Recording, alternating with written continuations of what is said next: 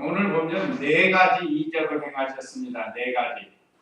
첫째는 22절로 오늘 여기 오비엘의 말씀 참조하시면 첫째, 바람과 물결을 잠잠케 하신 22절로 25절. 이것은 예수님은 하나님의 아들이요 하나님이시므로 자연 만물도 다스리는 분이시다. 이걸 가르쳐주고, 둘째, 거라사의 귀신 들린 자 고치심 26절로 39절. 귀신도 다스리시는 주님이시다. 그 다음에 셋째, 여자의 혈류병을 고쳐주신 43절로 48절에 질병도 다스리시는 예수님이시다. 그 다음에 넷째는 회당장 딸을 살려주신 예수님 49절로 56절. 죽음도 다스리시는 주님이시다. 네 가지 이적을 통해서 예수님이 어떤 분이신가를 우리에게 가르쳐 주는데, 첫째는 자연을 다스리시는 주님, 둘째는 귀신을 다스리시는 주님, 셋째는 모든 질병을 다스리시는 주님, 넷째는 죽음도 다스리시는 주님. 이런 이적을 행하신 주님을 통해서 예수님이 어떤 분이신가를 우리에게 가르쳐주고 있습니다. 그러면 22절 읽어보세요. 어느 날 예수께서 자기 제자들과 함께 배에 오르셔서 그들에게 말씀하시기를 우리가 호수 저편으로 건너가자 하시니 그들이 떠났다. 그들이 항해할 때에 예수께서 잠이 드셨는데 폭풍이 호수로 내리들어서 배에 물이 차올라 위태하게 되었다. 그러므로 그들이 예수께 다가가서 그분을 깨우며 말하기를 선생님, 선생님, 저희가 죽게 되었습니다 하므로 예수께서 일어나서 바람과 성난 물결을 꾸짖으시니 그것들이 그치고 잔잔하게 되었다. 예수께서 그들에게 말씀하시기를 너희 믿음이 어디 있느냐 하시므로 그들이 두려워하고 놀라며 서로 말하기를 도대체 이분이 누구시기에 바람과 물에게 명령하셔도 그것들이 복종하는가 라고 하였다. 22절로 25절은 바람과 물결을 잔잔케 하신, 뭘로요? 말씀으로 명령을 하시니까 이것이 잔잔하게 됐다 이 말입니다. 참 여기 오늘 제자들의 고백처럼 도대체 이분이 어떤 분이시기에 이렇게 이 성난 물결이 잔잔하게 되는가? 그러니까 예수님을 점점 나타내 보여주는 거예요. 우리 예수님은 하나님의 아들이시면서 그러므로 하나님이십니다. 그래서 오늘 여기 22절에 예수님께서 제자들과 배 타고 가셨다고 했어요. 어느 날 예수께서 자기 제자들과 함께 배에 오르셔서 그들에게 말씀하시기를 우리가 호수 저편으로 건너가자 하시니 그들이 떠났다. 여기 호수, 예수님과 함께 건너간 이 호수, 보통 그 예수님이 행하신 것이 갈릴리, 게네사렛 호수를 많이 가리킵니다. 그 호수에는 배들이 있기 마련이죠. 근데 오늘 여기 예수님과 제자들이 함께 타고 간 배는 그 호가 무슨 호겠죠? 예수호. 예수님이 선장이시고 예수님이 함께하는 예수호를 타고 가는 거예요.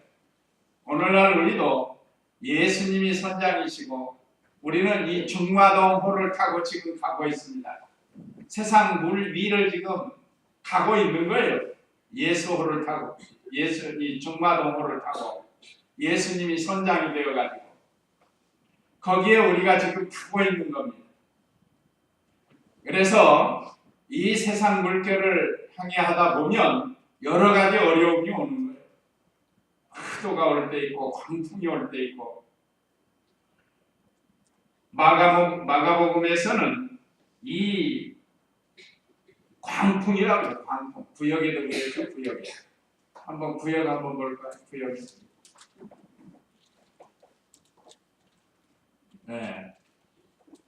광풍이 호수로 내리치며 그랬습니다. 광풍은 미친 바람이라 미친 바람. 미칠광이라 미친 바람. 이게 얼마나 바람이 미친 것처럼 불어닥치는 거예요. 그러니까 배 안에 있는 사람들이 얼마나 두려웠겠어요. 사실은 예수님이 함께 하시니까 참 든든한 거죠. 불안할 것도 없고. 그래서 예수님이 함께 배를 타고 같이 건너가는 거예요. 그들이 항해할 때 예수께서 잠이 드셨는데 폭풍이 호수로 내리불어서 배에 물이 차올라 위태하게 되었다. 이 사람들은 갈릴리 바다에서 잔뼈가 굵은 사람이에요. 또 배를 오랫동안 타고 다니면서 고기잡이 했던 사람입니다. 그러니까 한번 자기들이 예수님 신세 안 지고 한번 해보려고 얼마나 노력했겠어요. 물도 퍼올려보고 탑도 이리저리 올려도 해보고 내려도 보고 힘을 썼다는. 그래도 안 된 거예요. 하나님께서 제자들을 훈련시키려고 예수님과 함께 있는 그들의 믿음이 어떤 상태인가를 아시려고 이렇게 광풍을 보냈습니다. 그래서 그들에게 큰 광풍을 보내가지고 그러니까 이 폭풍이 불어서 배에 들어왔다. 물이 들어온 거예요. 배에 물이 가득 들어온 거예요. 여럿이 합쳐가지고 야 베드로 차로 그랬을 거 아니야. 베드로가 이 수제자이니까 베드로가 뭘 시킬 거나 야 요한 물 퍼 하면서 배 안에서 아마 얼마나 요란을 떨었을까. 그런데 우리 예수님은 페트편에서 주무시는 거예요. 24절에 그러므로 그들이 예수께 다가가서 그분을 깨우며 말하기를 선생님 저희가 죽게 되었습니다. 참 열심히 노력을 했지만 이게 안 됐다는 거예요. 사람이 무슨 일을 하다 안 되면 나중에 막 짜증내잖아요. 여기 제자들도 이제 나중에 막 신경질이 나고 짜증이 나고요. 우리는 죽도록 일하고 있는데 선생님은 지금 그렇게 잠만 자고 있다. 이게 원망조로 지금 말하는 게 원망조. 빨리 일어나서 우리 좀 도와주시지만 괜히 잠만 자고 있다고. 이것이 바로 믿음이 없는 거예요. 폭풍이 없이 잔잔하기만 하면 예수님이 어떤 분이신지를 잘 몰라요. 이런 환란이 와봐야 예수님이 하나님 아들이시구나 하는 것을 알 수 있습니다. 이 사람들은 무서워서 죽을까봐 벌벌 떨고 있었지만 예수님은 편안히 배 고물에서 주무셨다는 거예요. 마가복음 4장 38절 한번 보세요. 배 이물과 고물이 있는데 마가복음 4장 38절 말씀.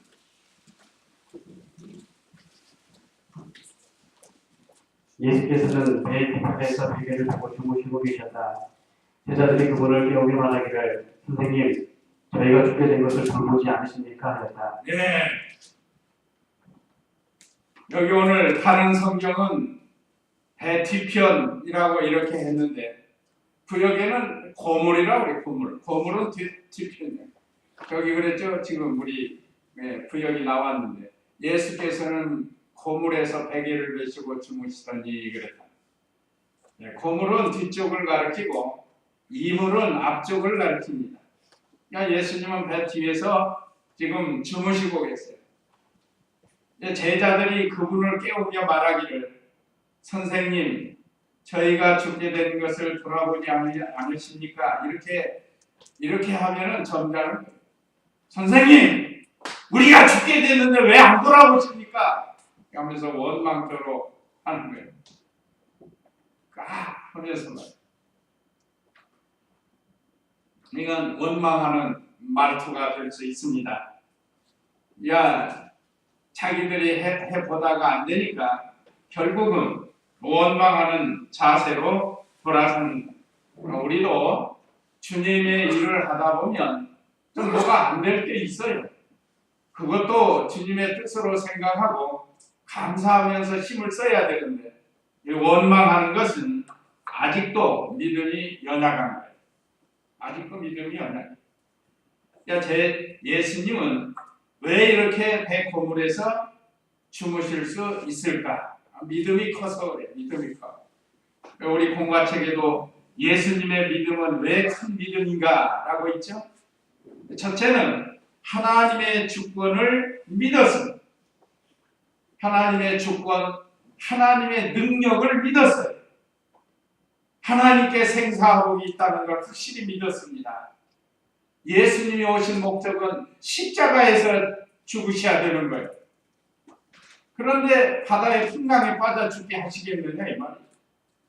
그러니까 우리가 어떤 믿음이 있어도 하나님의 절대 주권을 믿어야 거기서 참 우리의 신앙이 바로 세워져 나갈 수 있습니다. 둘째는 육신 중심으로 살지 아니하고 영의 중심으로 사셨다. 이 육신 중심은 자꾸 원망하고 불평이 나와요. 불안하고 초조하고 두려워하고. 그러나 영의 중심 하나님의 말씀으로 영의 생명으로 하나님을 섬기며 사는 사람은 그런 두려움이 없을 수 있다. 그런데 우리 예수님은 그렇게 사셨습니다. 그 다음에 셋째는 하나님의 능력을 믿는 신앙이라고 했는데 아까 첫째 하나님의 능력을 믿었다. 그 다음에 넷째는 예수님은 하나님이 자기에게 맡긴 사명을 바로 알았습니다. 바로 깨달은 거예요. 아까 말씀드린 것처럼 예수님 사명은 뭐죠? 십자가에서 죽으시는 일이에요. 그러니까 이 바다에서 빠져 죽을 리가 없죠. 그러니까 이런 믿음을 가지셨습니다. 그래서 예수님께서 이 믿음을 가지셨기 때문에 배 안에서 편안히 주무실 수가 있었던 거예요. 우리가 살다 보면 그래요. 가끔 우리 가정에 어떤 풍랑 같은 게 와요. 근데 믿음 있는 호주나 믿음 있는 이 성도는 거기서 믿음으로 이게 하나님의 무슨 뜻이 계신다. 또 그걸 믿음으로 받는 거예요. 그런데 어떤 사람은 그렇지 않아요. 당신이 교회 다니는데 지금 이게 뭐냐고 하면서 이제 책임 전가를 자꾸 하는 거예요. 예수님 믿어도 뭐 잘 되는 게 있는가? 그래서 원망하는 거예요. 그렇게 하지 말라는 거예요. 하나님은 분명히 우리에게 더 좋은 걸 주시려고 크고 작은 이런 풍랑을 만나게 하시는 그런 주님이십니다. 그래서 예수님은 그 바닷물을 꾸짖으셨어요. 25절에 예수께서 그들에게 말씀하시기를 너희 믿음이 어디 있느냐 하시므로 그들이 두려워하고 놀라며 서로 말하기를 죄송합니다. 24절부터 있잖아요. 그러므로 그들이 예수께 다가가서 그분을 깨우며 말하기를 선생님 저희가 죽게 되었습니다 하므로 예수께서 일어나서 바람과 상난 물결을 꾸짖으시니 그것들이 그치고 잔잔하게 되었다. 그래서 바람과 물결을 꾸짖었습니다. 명령하셨습니다. 말씀하신 거예요. 그러므로 그 물결이 잔잔하게 되었습니다. 이건 하나님의 아들이십니다. 그래서 우리 예수님은 모든 자연의 환경을 다스리는 거예요. 지금도 이렇게 막 바람이 부는 거예요. 지금 우리는 어디서 와서 어디로 가는지 몰라요. 하나님께서 뜻이 계셔서 바람 불게 하는 거예요.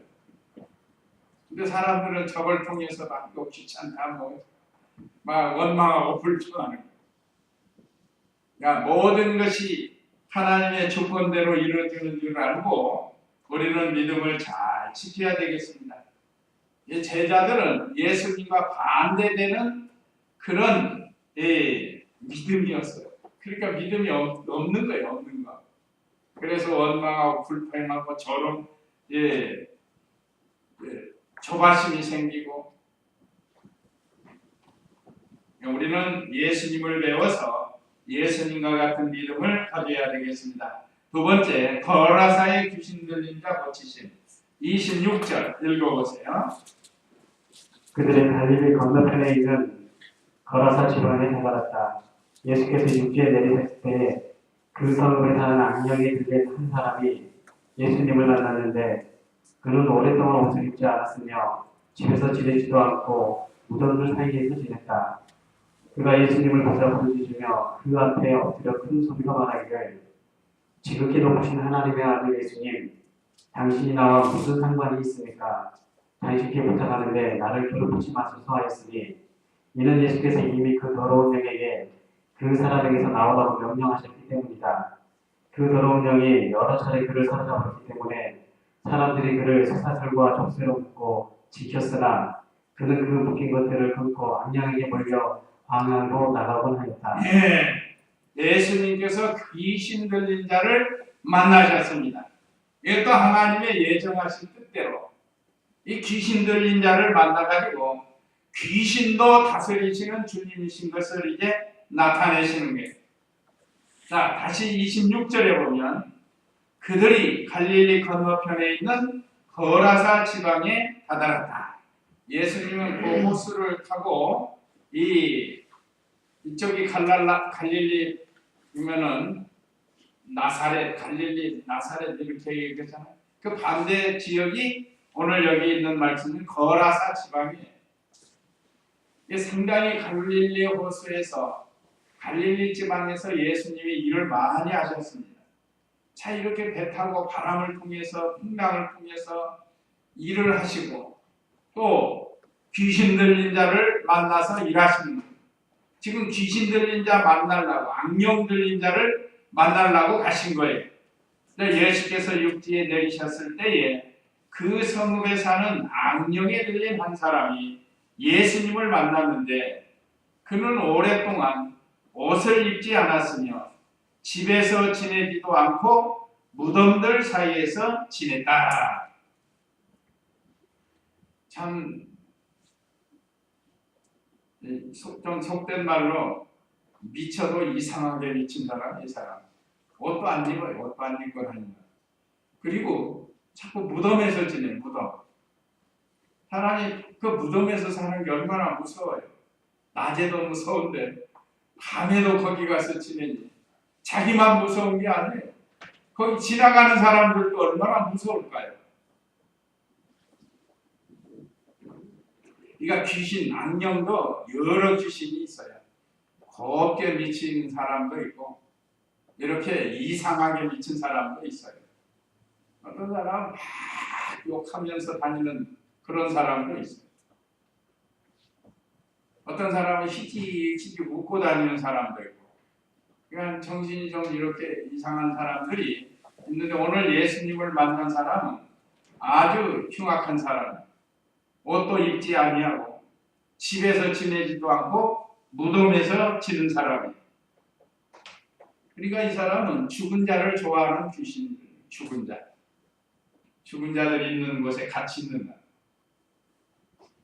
얼마나 수치스럽고 다른 사람으로 하여금 혐오스럽게 만드는, 무섭게 만드는 그런 사람이에요.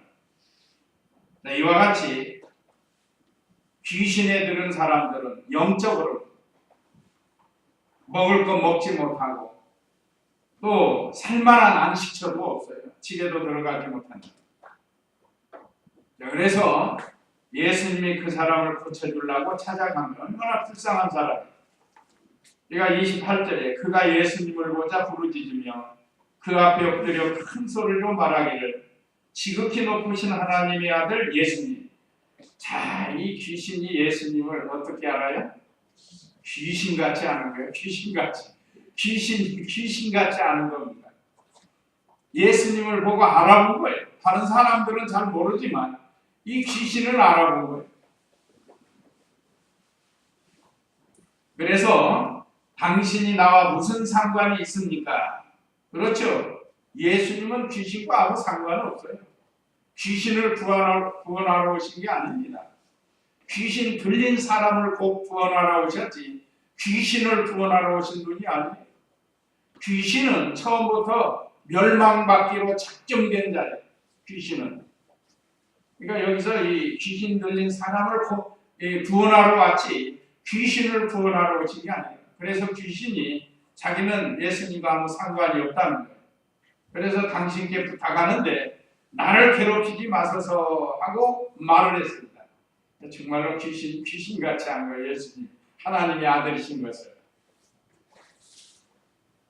그러니까 이 29절에 이는 예수께서 이미 그 더러운 영에게 그 사람에게서 나오라고 명령하셨기 때문이다. 이거 보세요.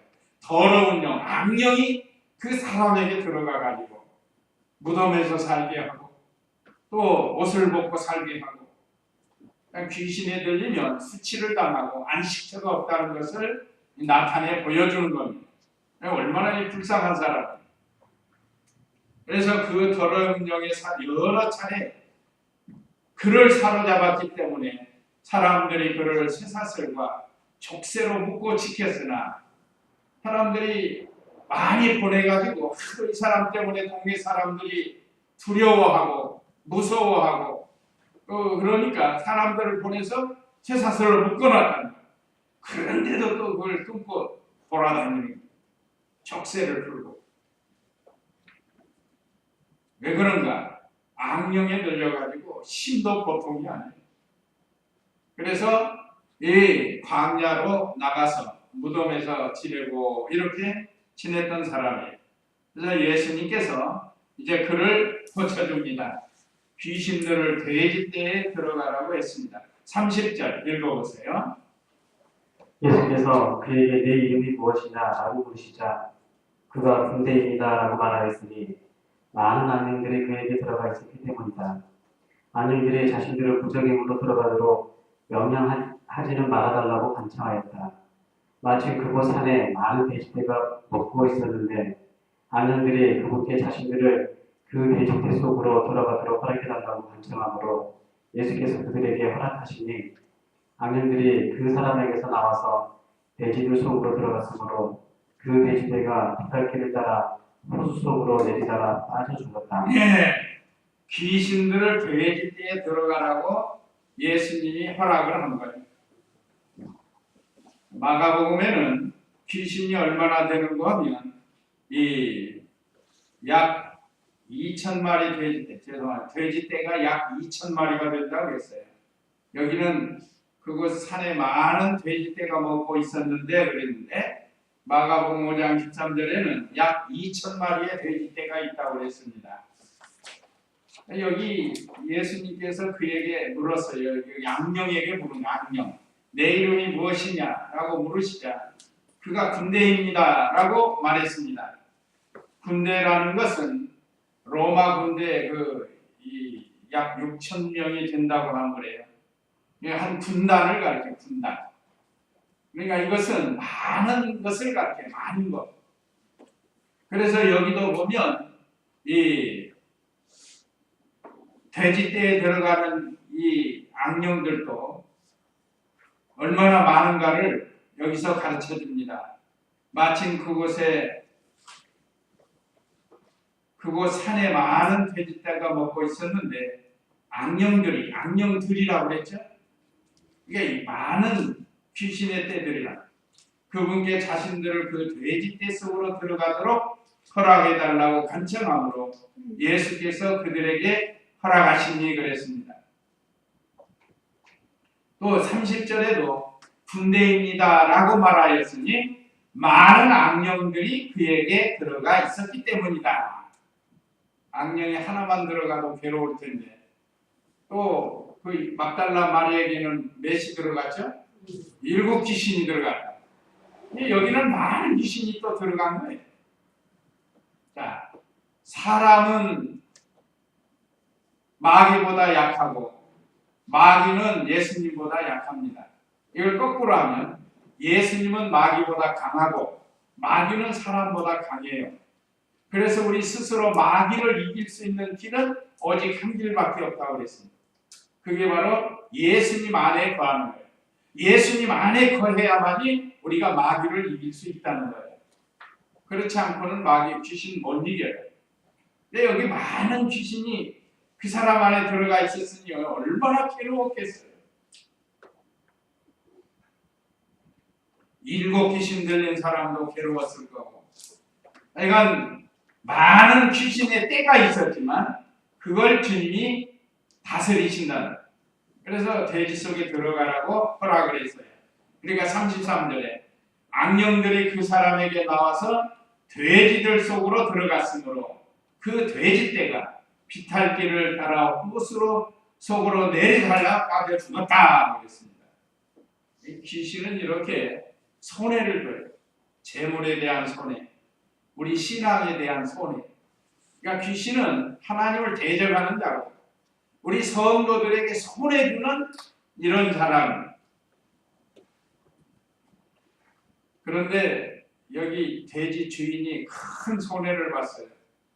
2,000마리나 되는 돼지떼가 귀신이 들어가지고 다 호수에 빠져 죽었으니 한 마리에 10만 원만 잡아도 얼마예요? 10만, 100만, 1000만, 억이죠. 2억이 되면 10만 원만 잡아도 2,000마리는 10만, 100만, 1000만, 억이죠. 이 많은 손해를 본 거예요. 그런데 이 사람이 이렇게 손해보는 것은 하나님의 말씀을 어기고 욕심으로 돼지 농사를 진 거예요. 구약 시대에는 족발 갈라지지 않은 짐승 먹을 수 없다고 그랬습니다. 그러니까 그런 걸 키우면서 이 사람들이 하나님 말씀을 지키는 것보다 돈 따라간 거예요. 돈 따라가. 그래서 결국은 이렇게 다 잃어버리게 되었습니다.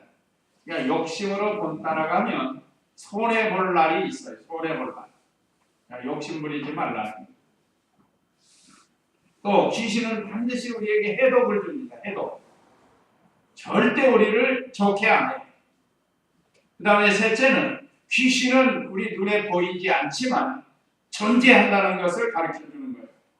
그러니까 성경에 나타난 귀신이 많아요. 여러 번 기록되어 있습니다. 근데 지금도 우리 세상에서는 우리 한국의 귀신 흰 옷 입고 머리 풀고 나타나고 중국의 귀신 깡치처럼 이렇게 하고 돌아다니고 미국의 귀신은 뭐죠? 미국의 귀신이 뭔지 알아요? 신승 할아버지 몰라요? 드라큘라라고 들어보셨어요? 드라큘라 피 빨아먹는 거 있잖아요. 하여간 이 세계 곳곳에 귀신으로 표현된 게 많이 있어요. 이거는 진짜 귀신이 아니고 이제 성경에 귀신이 있다는 것을 우리가 이 말씀을 통해서 배울 수 있습니다. 이게 영물이에요, 영물. 다만 우리 사람들을 손해를 주는 거예요, 손해.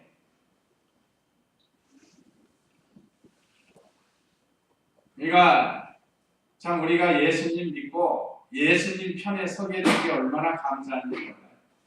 아마 지금도 예수님 믿지 않았으면 귀신에 이끌려가지고 점집에 가서 점이나 보고 우상 숭배나 하고 그러고 살 뻔 알았는데 이것이 잘못된 것인 줄 우리는 예수님 믿고 성령을 통해서 확실하게 알게 되었습니다.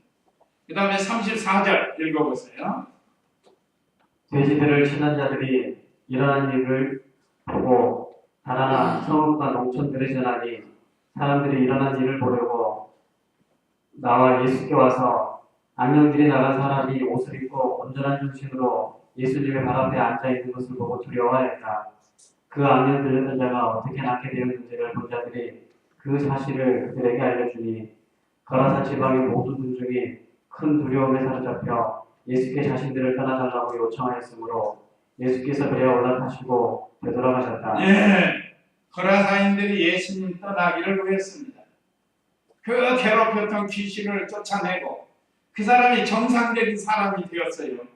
여기 오늘 34절에 보면 돼지들을 치던 자들이 일어난 일들을 보고 달아나 성읍과 농촌들에 전하니 사람들이 일어난 일을 보려고 나와 예수께 와서 악령들이 나간 사람이 옷을 입고 온전한 정신으로 예수님의 발 앞에 앉아 있는 것을 보고 두려워하였다.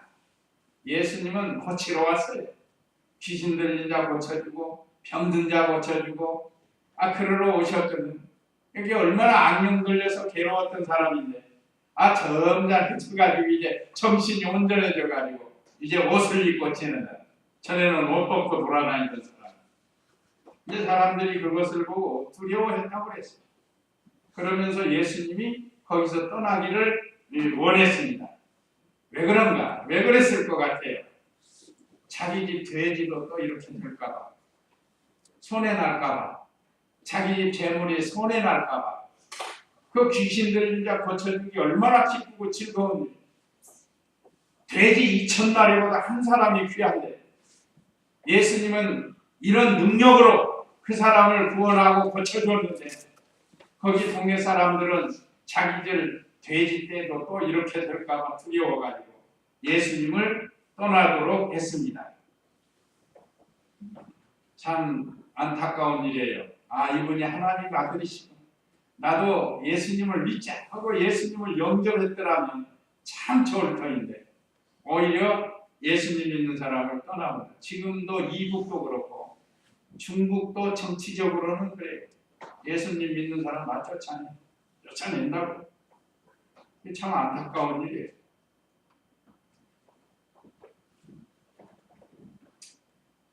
사람 개인적으로도 그래요. 개인적으로 복음을 전하면 잘 받는 사람이 있는가 하면 아이 싫다고 거부하는 사람이 있어요. 예수님을 쫓아내는 거예요, 말하자면. 이건 참 불행한 일입니다. 자, 그래서 예수님께서 거기서 떠나서 다시 배를 타고 되돌아가셨어요. 그 다음에 여자의 혈류병을 고쳐주신 예수님인데 43절 읽어보세요. 그 중에 12년 동안 혈류증을 앓고 있던 한 여자가 있었는데 그 여자는 의사들에게 전 재산을 써버렸으나 아무에게도 고침을 받을 수 없었다. 그 여자가 뒤에서 다가와 그분의 옷자락을 만지니 그 여자의 출혈이 즉시 멈추었다. 네, 12년 동안 고통받는 여자를 고쳐주셨습니다. 참 이 얼마나 귀한 일이에요. 그 혈류증, 아마 여인이 자꾸 피 흐르는 병이에요.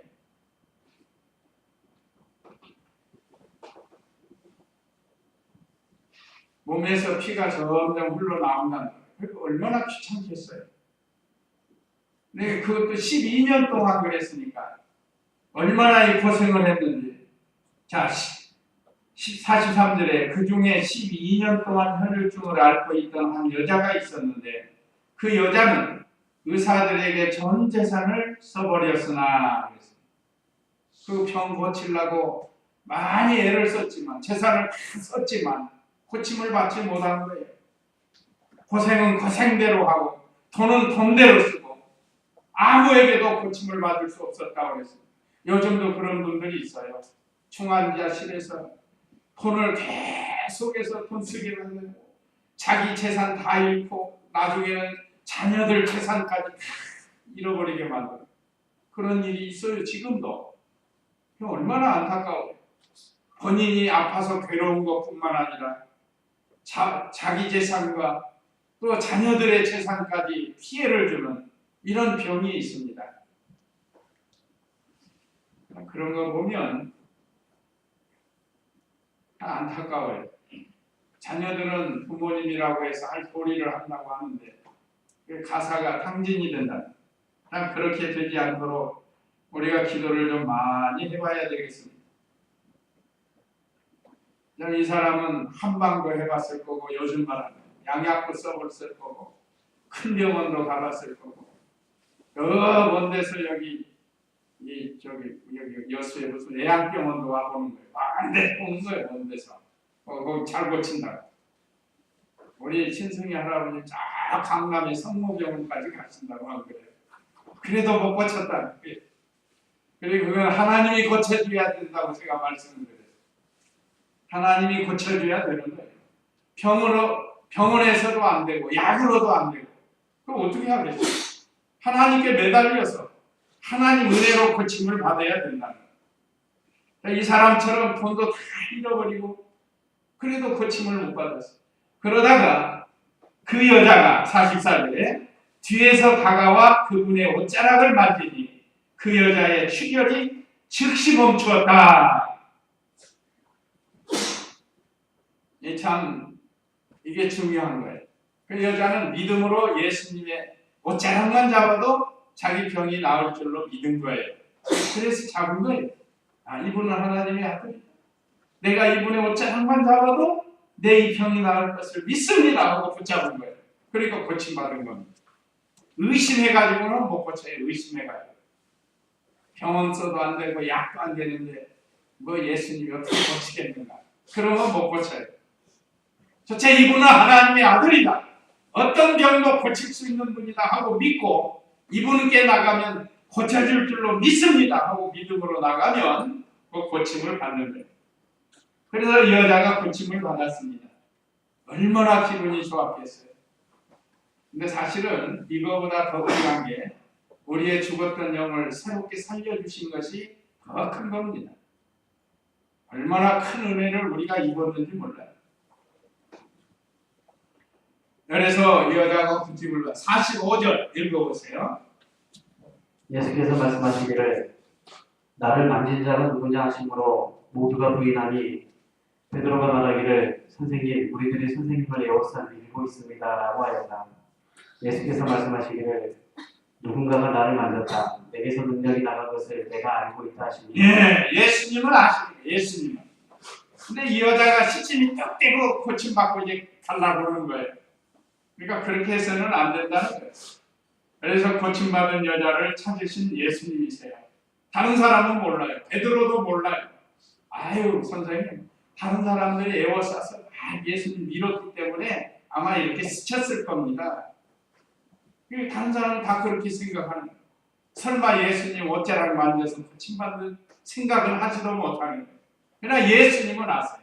예수님에게서 능력이 나간 것을 내가 알고 있다. 그러니까 예수님은 다 알고 계신다는 뜻입니다. 오늘날 우리들의 형편을 다 아시고 계십니다. 우리가 선한 일을 하는지 잘못된 일을 행하는지 다 알고 계시는 예수님이세요. 그래서 그 여자를 찾으셨습니다. 예수님이 고쳐주었는데 시침이 툭 떼고 감사하지도 않고 그러고 나가려고 하니까 그걸 고쳐주려고. 그래서 47절 읽어보세요. 그 여자가 숨길 수 없게 된 것을 알고서 떨며 나와 예수님 앞에 엎드리며 자신이 그분께 손을 댄 이유와 자신이 어떻게 즉시 낫게 되었는지를 모든 백성 앞에서 이야기하였다. 그러자 예수께서 그 여자에게 말씀하시기를 딸아 내 믿음이 너를 구원하였으니 평안히 가라 하셨다. 이거 하시게 하려고 예수님이 찾으신 거예요. 은혜를 받았으면 은혜에 감사할 줄을 알아야 돼요. 근데 시침이 떡 깨고 그냥 가려고 한다. 그래서 예수님이 그걸 드러내었습니다. 그렇습니다. 예수님 앞에는 숨길 것이 없어요. 다 드러나게 되어 있습니다. 그래서 이 여인으로 하여금 모든 사람 앞에 내가 이렇게 해서 고침을 받았다고 그들에게 말하라고 이렇게 예수님이 찾으신 거예요. 그래서 숨길 수 없으니까 예수님 앞에 엎드려서 자신이 그분께 손을 댄 이유와 자신이 어떻게 즉시 낫게 되었는지 모든 백성 앞에서 이야기를 해준 거예요. 요즘 말하면 간증을 한 거예요. 요즘 간증한다고 쓸데없이 잘못 간증하고 자기 자랑이나 하고 돌아다니고 그런 건 소용없어요. 실제로 신앙의 체험이 돼서 하나님께 영광이 되고 다른 사람에게 유익이 되는 그런 간증을 해야지. 그러니까 간증하면서 자기 자랑을 한다. 그거는 하나님이 기뻐하시지 않습니다. 그래서 예수님께서 그 여자에게 말씀하시기를 딸아 내 믿음이 너를 구원하였으니 평안히 가라. 이제 완전한 구원을 얻게 되었습니다. 우리도 하나님이 주신 은혜를 늘 감사하면서 우리 구원을 잘 이루어 나가고 우리 심령에 늘 평안을 누리도록 해야 되겠습니다. 그 다음에 해당장 딸을 살려주신 예수님 40절을 읽어보세요. 40절 예수께서 돌아오시자 그가 그분을 영접하였으니 그들이 모두 그분을 기다리고 있었기 때문이다. 그런데 마침 야이로라는 사람이 왔는데 그는 회당장이었다. 그가 예수님의 발에 엎드려 자기 집으로 가시기를 간청하였으니 그에게 12살쯤 된 외동딸이 있어 죽어가고 있었기 때문이다. 예수께서 가시는 중에 우리들이 그분께 밀려들었다. 회당장 야이로가 예수님을 청했습니다. 그 이유는 자기 집에 12살쯤 된 딸이 있는데 그 외동딸이 죽어가는 거예요. 그리고 오전에도 말씀드린 건 누가 우리 가족 중에 우리 자녀들 중에 누가 죽는다고 하면 얼마나 가슴이 아프겠어요. 이 회당장이 원래 그 유대인의 회당장이에요. 회당에서 장이란, 요즘 말하면 거기 목사와 같은 거예요. 근데 그 딸이 오랫동안 이렇게 병이 들어서 죽어가고 있다. 근데 하나님의 아들 예수님이 오신다는 소식을 듣고 예수님께 찾아갔어요. 그래서 그를 청했습니다. 그 다음에 49절 읽어보세요. 예수께서 아직 말씀하고 계실 때에 회당장의 집에서 한 사람이 와서 말하기를 따님이 죽었으니 선생님을 더 괴롭히지 마소서라고 하였다. 예수께서 들으시고 그에게 대답하셨다. 두려워하지 말고 믿기만 하여라. 그러면 딸이 나을 것이다. 예. 예수님께서 회당장의 초청을 받고 가다가 지금 12해 혈루증 맞은 그 여자를 만나서 그를 고쳐주고 그러는 사이에 그 딸이 죽은 거예요. 12살을 먹은 딸이 죽었어요. 그러니까 회당장 집에서 일하는 사람이 와가지고 예수님께 말한 겁니다. 그 회당장에게 말한 거예요. 49절에 예수께서 아직 말씀하고 계실 때에 회당장 집에서 한 사람이 와서 말하기를 따님이 죽었습니다. 회당장한테 보고를 하는 거예요. 그러니까 이제 선생님을 더 이상 괴롭히지 말라는 거예요. 가봐야 소용없다는 거죠. 그 소리를 들은 예수님이 아이 그래? 그렇구나 하고 다른 데로 가신 게 아니라는 거예요. 예수께서 들으시고 그에게 대답하셨다. 두려워하지 말고 믿기만 하여라. 그러면 딸이 나을 것이다. 믿으라는 거예요. 죽었어도 예수님은 생명의 주님이시기 때문에 살려줄 줄로 믿으라는 거예요. 그래서 51절 읽어보세요. 예수께서 그 집에 들어가실 때에 베드로와 요한과 야고보 그리고 그 소녀의 아버지와 어머니 외에는 아무도 자신과 함께 들어가는 것을 허락하지 아니하셨다. 모든 이들이 울면서 그 소녀 때문에 슬퍼하고 있었는데 예수께서 말씀하시기를 울지 마라.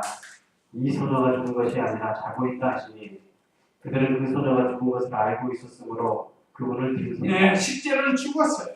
그러나 예수님 앞에는 죽은 게 아니고 자는 거예요. 잔다는 건 일어나는 걸 전제로 하는 거예요. 그러니까 우리 성도가 세상 떠나면 자는 거와 같아요. 다시 일어납니다. 우리 몸이 신령한 몸으로 다시 일어납니다. 부활한다 이 말. 그러니까 이런 소망을 주시기 위해서 이 죽은 소녀를 가서 이제 살리시는 거예요. 그러니까 사람들은 그걸 믿지 못하고 아이고 죽었는데 퍽이나 살리겠다 하고 비웃는다. 자, 거기에 대해서 54절 읽어보세요. 예수께서 그 소녀의 손을 붙잡고 크게 말씀하시기를 소녀야 일어나라 하시니 그 소녀의 영이 돌아와서 그 소녀가 즉시 일어났다. 예수께서 그 소녀에게 먹을 것을 주라고 분부하시므로 그 소녀의 부모가 깜짝 놀랐다. 예수께서 그 일을 아무에게도 말하지 말라고 그들에게 명령하셨다. 예, 죽은 야이로의 딸을 살리셨습니다. 우리 마가복음 5장 41절에서는 소녀야 일어나라를 뭐라고 했죠? 원어로 달리다고. 예수님께서 달리다고 하니까 소녀야 일어나라 하니까 소녀가 벌떡 일어난 거예요. 사람들은 다 죽었다고 슬퍼했지만 예수님은 생명의 주님이시기 때문에 죽은 생명을 살려내는 그런 주님이십니다. 우리에게도 영원히 죽지 않는 생명을 예수님 믿음으로 우리에게 주셨습니다. 우리는 다시 죽지 않는 영원한 생명 우리에게 주셨어요. 그 생명이 또 하나님 나라에서 살게 하는 그 복된 생명입니다. 이제 영원히 죽지 않는 생명으로 일어나는 사람들이 있어요. 지옥 가는 사람들. 그 사람들도 다 부활시켜서 다 지옥에 가지만 우리는 하늘나라에 가서 영원히 살게 된다고 예수님께서 말씀했습니다. 참 얼마나 감사해요. 우리도 살려주심을 늘 감사하고 우리는 이제 죽어도 산다. 이런 믿음을 가지시고 또 우리 예수님은 죽음뿐만 아니라 병든 자도 고쳐주시고 귀신도 다스리시고 자연을 다스리시는 그런 능력의 주님이신 것을 오늘 우리에게 가르쳐 주셨습니다. 이 예수님 늘 의지하고 믿음 생활 잘하는 저와 우리 성도님들 다 되시기 바라면서 잠깐 기도하시겠습니다.